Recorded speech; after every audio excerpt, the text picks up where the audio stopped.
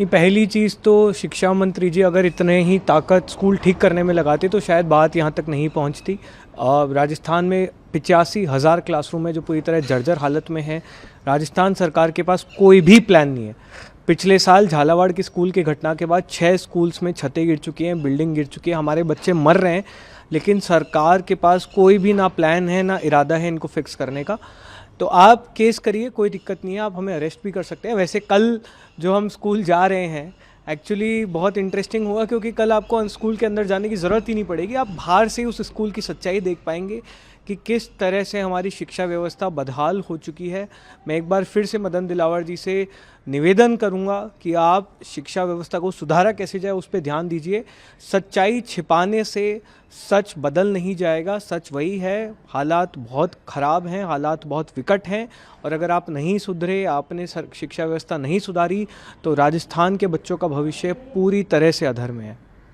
अच्छा, कुछ एक चीज़ हो कि ठावले साहब ने कहा है कि जो आपकी पार्टी है उसको एनडीए में शामिल हो जाना चाहिए। एनडीए एंटी नेशनल पार्टीज़ को वापस लेने लग गया क्या आजकल? एक महीने पहले तो एंटी नेशनल बोल रहे थे, वायरस बोल रहे थे, दहशतगर्द बोल रहे थे, आज बोल रहे हमारी पार्टी में आ जाओ। तो कम से कम एक कॉमन वो तो रखिए आप, प्रिंसिपल किस तरह से कॉकरोचेस को देखते हैं आप। इसके अलावा भविष्य में क्या कुछ आप तलाश रहे हैं, क्योंकि शिक्षा व्यवस्था को लेकर और क्या कुछ अभी देखिए पूरा फोकस शिक्षा व्यवस्था पे है, उसमें भी विशेषकर स्कूलों के जो हमारी ऑडिट चल रही है उस पे फोकस है। आने वाले कुछ दिनों में मैं राजस्थान के अलग अलग ज़िलों में अपनी पूरी टीम लेकर जाऊंगा। अभी हम लोग पश्चिमी राजस्थान पे अगले कुछ दिनों में फोकस करेंगे। हम लोग ना वोट मांग रहे हैं ना पॉलिटिक्स कर रहे हैं, हम देश की शिक्षा व्यवस्था को ठीक करने की लड़ाई लड़ रहे हैं। हम राजस्थान सरकार से ये निवेदन करते हैं कि आप भी साथ आइए। आपके भी बच्चे हैं, आपके ही राज्य के बच्चे हैं जिनका भविष्य बर्बाद हो रहा है। आप लोग आगे आकर इनको बताइए कि किस तरह से आप स्कूली व्यवस्था को ठीक करेंगे। ठीक है।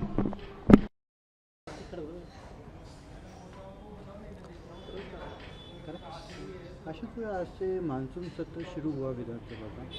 कांग्रेस ने बाइकआउट करा पूरी तरह से और बाहर प्रदर्शन करती रही और अंदर कोई चर्चा हो नहीं पाई। आज तो स्थगित हो गई है, कल से वापस से शायद सदन चलेगा, लेकिन किस तरह से देखते हैं? नहीं, जितना मैंने फॉलो किया कांग्रेस की मांग उस ऑर्डर के खिलाफ थी जो शिक्षा मंत्रालय की तरफ से निकला है। बहुत ही बेहूदगी भरा ऑर्डर है, बहुत ही तानाशाही भरा ऑर्डर है, और न सिर्फ कांग्रेस बल्कि राजस्थान की तमाम राजनीतिक पार्टियों को साथ आकर इस ऑर्डर का बहिष्कार करना चाहिए। ये पूरी तरह तानाशाही रवैया है। सरकार सच से भागना चाहती है और हम लोग सच देश के सामने लाकर रहेंगे। आपने स्कूलों का जो बेड़ा गर्क किया है, पूरा देश आपको देखेगा, और आप बताइए कि आप उन स्कूलों को कैसे सुधारेंगे। इस तरह के ऑर्डर से काम चलने वाला नहीं है। यूसीसी भी लाने में है राजस्थान गवर्नमेंट इस सेशन में, उसको लेकर क्या करें? नहीं, देखिए उस पर तो ऐसा हमारा कोई ओपिनियन इस समय है नहीं। हमारा फोकस इस समय एजुकेशन सिस्टम पे है, और इस तरह के जितने भी मुद्दे हैं हम लोगों को लगता है कि फोकस कहीं ना कहीं हर बार डिस्ट्रैक्ट करने की कोशिश की जाती है। आप एजुकेशन पे बात नहीं करना चाहते, आप बेरोज़गारी पे बात नहीं करना चाहते हैं, जो असल मुद्दे हैं देश के आप उन पर बात नहीं करना चाहते, और इस तरह के मुद्दे बार बार लाए जाते हैं। और हमारा CJP फोकस बहुत क्लियर है एजुकेशन सिस्टम पे, और हम उसी की बात करेंगे।